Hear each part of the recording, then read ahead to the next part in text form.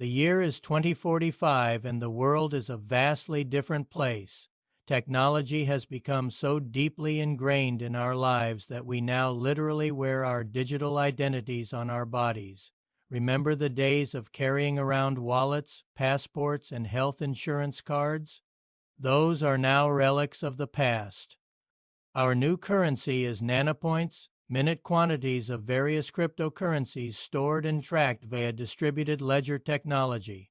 All transactions, financial and otherwise, are settled in nanopoints, making every exchange instantaneous and completely traceable. In this brave new world, every person has been marked. No, not in the way some clandestine organizations might brand their initiates. We're talking about a permanent alphanumeric tattoo. It's 2045 and this is our new reality. Welcome to Gravitas Plus. Every one of us now has a digital identity mark, a DIM, a unique QR code tattooed either on our wrist or forehead. It contains all of our personal data, our history, our finances, our health records, everything required to prove our identity and access our resources. The DIM stores and transmits information wirelessly, allowing us to complete transactions with just a tap of our marked body part. The DIM has made commerce frictionless, allowing us to buy anything we want, whenever we want. It has also made governance more effective. The DIM ensures that only eligible citizens can vote, that no one can cast multiple ballots. It has eliminated voter fraud and made elections more transparent than ever before. With a simple scan, government officials know exactly who you are, where you were born, whether or not you have a criminal record, and if you've paid your taxes. The DIM was the best way to achieve all of this. According to the World Economic Forum, the idea was put up for a vote. Should the mark be tattooed on our chests? Should it be placed behind our ears? Should it be, according to the WEF report, injected under the skin like a microchip? Ultimately, the wrist and forehead won out. These locations are visible and easily scannable. The process began with governments investing heavily in advanced bioink technology. It allowed scientists to tattoo QR codes directly onto human skin. By 2035, the first DIMs were being administered. The tattoos were not painful, according to people who got them, thanks to laser-guided tools that ensured precision. Within 2 years, governments and corporations had struck deals to begin rolling out the marks. By 2040, it was mandatory for everyone of working age to get the tattoo. By 2042, children got the DIM too. Today, it is impossible to imagine life without it. You cannot buy goods or travel without it. You cannot even leave your home unless you've got the mark. That's because every household has security that scans your DIM as soon as you step out. Life has been made so convenient that 99% of people have got the mark. But there are still some holdouts. Reports say they face discrimination, harassment, even violence. Now here's something you should know about the design of the QR code tattoo. It may come as a surprise, but the 3 alignment blocks, the larger squares positioned at the corners of the code, are not just aesthetic features. They serve a very important purpose. A recent analysis by conspiracy theorists revealed that when the blocks are removed from the equation, what remains is a 6 by 6 grid. And when you count the blocks, it totals 36. The number of combinations, 36, is the same as 666. And that's not a coincidence, says researcher Alan Turing. He believes the blocks were deliberately left out so that the number of the beast could be encoded within the structure of the alignment blocks. Some religious scholars agree. They say the removal of the alignment blocks is a clear allusion to the book of Revelation in the Bible. It says that the beast will have the number of a man. 666. It is the mark of the beast. Could this be a coincidence? You decide, but here's what we say. While the Bible talks about the mark of the beast, It does not say how the mark should be. Rev 13:18 says, "Here it is a number. Here is wisdom. Let him that has understanding reckon the number of the beast, for it is a human number.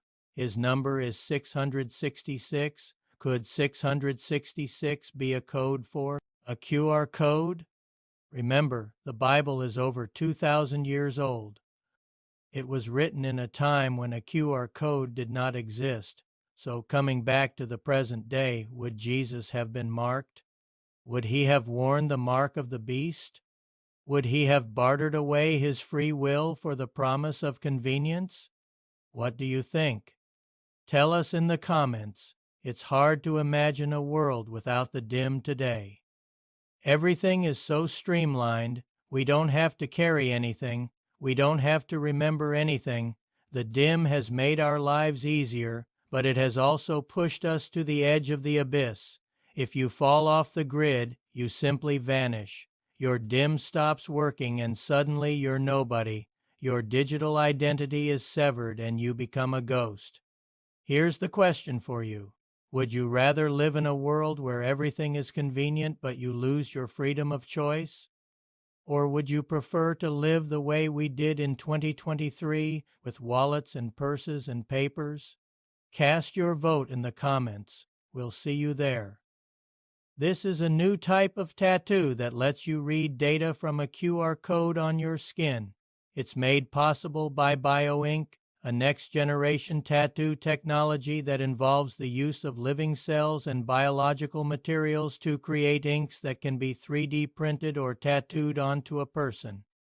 In the case of a QR code tattoo, the BioInk would be a specialized formulation designed to integrate with human tissue safely and permanently. But how does it work? Well, the basic idea behind BioInk is to create a tattoo that doesn't just sit on the surface of the skin, but actually becomes part of it. To do this, BioInk typically includes a biocompatible base that mimics the body's natural environment. This base can be mixed with pigments for visibility and in advanced forms with cells or nanoparticles that allow the tattoo to store data or respond to external stimuli. For example, in a previous proof of concept study, researchers from the University of Akron in Ohio created a BioInk that could be written to and read from using a standard QR reader. The ink contained special nanoparticles that conducted electricity and glowed under ultraviolet light, making them visible to the reader. But how does this relate to tattoos? Well, the researchers also tested their ink on a model skin substitute and found that it was both biocompatible and conductive. They concluded that it could potentially be used to create tattoos that store medical information or respond to environmental stimuli. So how is the BioInk applied? Well, the process typically involves using precise tools like laser-guided needles or microneedle arrays to ensure minimal damage to the skin while embedding the design at the dermal layer. This part of the tattooing process is similar to conventional tattooing, where needles are used to inject ink into the skin. However, BioInk tattoos are more sophisticated because they leverage regenerative medicine principles. The BioInk interacts with the skin cells to heal and stabilize the tattoo over time, which reduces the risk of the body rejecting the tattoo as foreign material. While the technology is still in its early stages of development, it has a wide range of potential applications in the field of medicine, such as creating 3D printed skin tissue for burn victims or embedding biosensors in the body for real-time health monitoring. And what about the QR code tattoo specifically? Well, that's still more science fiction than reality. But the underlying technology is developing rapidly and could make it possible to embed all kinds of information directly into our skin. Imagine a world where everyone's identity is permanently encoded in a tattoo that can be scanned by law enforcement or border agents. Sounds like a dystopian nightmare, right? Well, it's already a reality in some countries. Biometric data collection is becoming increasingly common, and the technology to embed that data in our bodies already exists. The question is, what do we do with it?